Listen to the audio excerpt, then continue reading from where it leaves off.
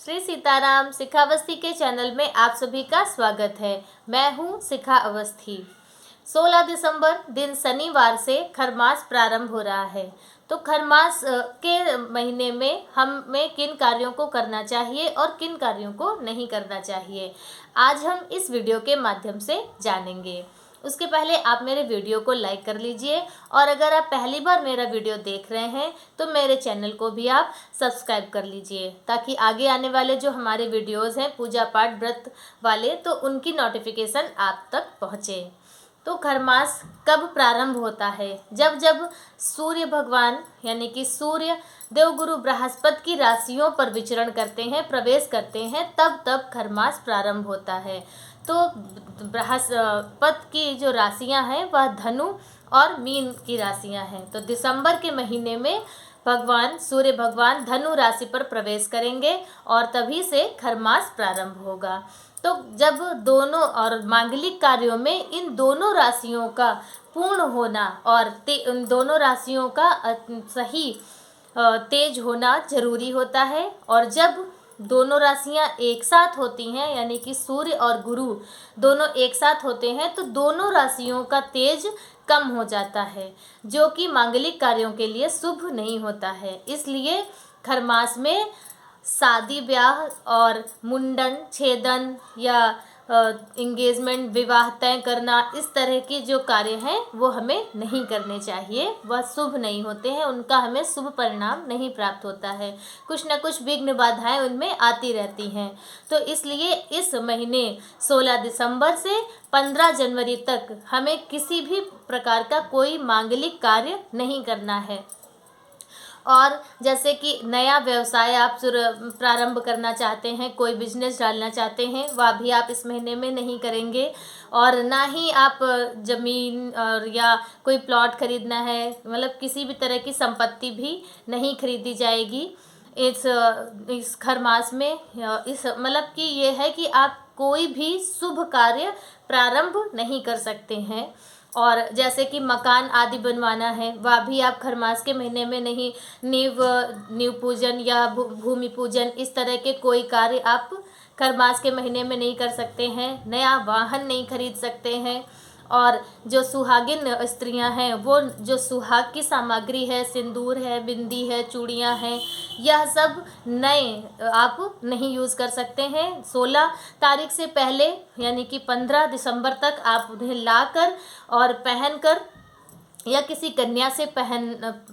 कन्या को पहनाकर आप उन्हें जूठा कर लें और अपने पास रख लें। उसके बाद आप उसे यूज़ कर सकते हैं। अन्यथा नया लाकर खरीद कर आप सुहाग की कोई भी सामग्री नई खरमास के महीने में नहीं यूज़ करनी चाहिए, नहीं उसे प्रयोग में नहीं लेना चाहिए। तो इस तरह से जो शुभ और मांगलिक कार्य हैं वह हमें नहीं करने हैं पूरे खरमास के महीने में, क्योंकि यह शुभ महीना नहीं होता है। इसलिए इस महीने में किसी भी प्रकार का आप मांगलिक कार्य प्रारंभ भी ना करें कि लड़की देखना है या शादी तय करना है, इस तरह के भी कोई कार्य नहीं करने चाहिए। अब जब कोई कार्य जो ये शुभ कार्य है वो हमें नहीं करने हैं। अब यह खरमास हमें धार्मिक दृष्टि से अगर देखा जाए तो किस प्रकार से शुभ फलों की प्राप्ति कराएगा हम सभी लोगों को, और कौन से ऐसे कार्य हैं जो हम लोग कर सकते हैं और करने चाहिए। खरमास में भी उन कार्यों को करने से हमें पुण्य फलों की प्राप्ति होगी, अक्षय पुण्य फलों की प्राप्ति होगी। तो आइए अब हम उन कार्यों को जानते हैं जो हमें करने हैं खरमास के महीने में। तो खरमास के महीने में सूर्य भगवान और देवगुरु बृहस्पति दोनों एक साथ हैं, तो इसलिए सूर्य भगवान की सूर्योपासना करना और विष्णु भगवान की पूजा अर्चना करने का विधान है। खरमास के महीने में सूर्य भगवान को आप जल दीजिए। खरमास के महीने में सूर्य भगवान को अर्घ देना बहुत ही महत्वपूर्ण माना गया है। सभी लोगों को खरमास के महीने में सूर्य भगवान को नित्य सुबह अर्घ दान जरूर करें। और विष्णु भगवान की भी पूजा अर्चना करने का विधान है। श्री हरि नारायण की पूजा करें। और विष्णु भगवान की प्रिय तुलसी है तो तुलसी पूजन का भी विधान है। तो सूर्य भगवान की उपासना करना, विष्णु भगवान की पूजा अर्चना उपासना करना और तुलसी पूजन करना, यह खरमास के महीने में नियमतः करना चाहिए, जिसका हमें मतलब पुण्य फलों की प्राप्ति होगी। और नदियों में, पवित्र नदियों में स्नान करने का भी विधान है। खरमास के महीने में हमें पवित्र नदियों में स्नान भी करना चाहिए, उससे भी हमें शुभ फलों की प्राप्ति होती है।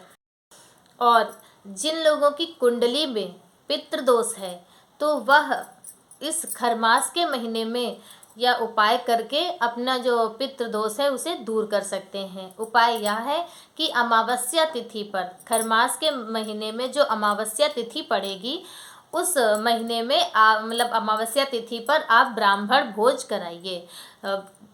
1, 3, 5 या 7 की संख्या में ब्राह्मण को आप सपत्नी हो तो बहुत ही अच्छी बात है, नहीं तो आप ब्राह्मण को बुलाकर उन्हें भोजन आदि करा के वस्त्र दान कीजिए। तो इससे जो पितृदोष की है वह उसका निवारण होगा, पितृदोष का आपकी कुंडली से निवारण होगा, पितृ आपके प्रसन्न होंगे। तो क्योंकि सूर्य भगवान हमारे कुल देवता भी माने जाते हैं, तो जब सूर्य भगवान की उपासना आप करेंगे, उन्हें अर्घ्य दान करेंगे पूरे महीने नियम से, और अमावस्या तिथि पर ब्राह्मण भोज कराएंगे, तो इन सब से आपकी जो कुंडली में पितृदोष है वह दूर होगा। तो आप सभी लोग सूर्य भगवान की उपासना कीजिए, पवित्र नदियों में स्नान कीजिए, विष्णु भगवान की पूजा अर्चना कीजिए और तुलसी पूजन कीजिए। यह सामूहिक रूप से, यानी कि 2, 4, 5 लोग बैठकर रोज नित्य एक अध्याय रामायण का पाठ कर सकते हैं, भगवत गीता का पाठ कर सकते हैं। इन कार्यों को करने से खरमास के महीने में हमें पुण्य फलों की प्राप्ति होगी। और इस महीने में किसी भी तरह के और कोई तिथि त्यौहार भी नहीं होते हैं जिनकी वजह से आपके नियम में भी कोई बाधा नहीं उत्पन्न होगी। इसलिए नियम से आप लोग यह पुण्य कर्म कीजिए और किसी भी तरह का कोई शुभ मांगलिक कार्य ना प्रारंभ करें। 1 महीने की बात है, 1 महीने बाद जब मकर संक्रांति होगी तब से आप अपने शुभ कार्य, मांगलिक कार्य जो भी करने हैं आप तब से प्रारंभ कीजिए, ताकि आपके जो कार्य है वह निर्विघ्न पूर्ण हो। मकर की संक्रांति से सूर्य भगवान का तेज जो है वो दिन प्रतिदिन बढ़ता है। तो इसी तरह आप लोग भी जो अपना कारोबार, नया व्यवसाय जो कुछ भी प्रारंभ करना चाहें वह मकर संक्रांति के बाद या मकर संक्रांति पर करें, जिससे सूर्य भगवान की तरह ही आपका कारोबार, आपकी उन्नति दिन प्रतिदिन बढ़ती रहे। तो खरमास के विषय में क्या करना है, क्या नहीं करना है, जिसकी संपूर्ण जानकारी हमने आपको दी। आप लोग उसी तरह से खरमास के महीने में भगवान की पूजा अर्चना कीजिए और जो निषिद्ध कार्य हैं उन्हें करने से बचिए। आज का वीडियो मेरा बस इतना ही। हमारा वीडियो आपको कैसा लगता है, क्या जानकारी आपको प्राप्त होती है, और जैसा भी हो आप कमेंट करके ज़रूर बताएं। श्री सीताराम।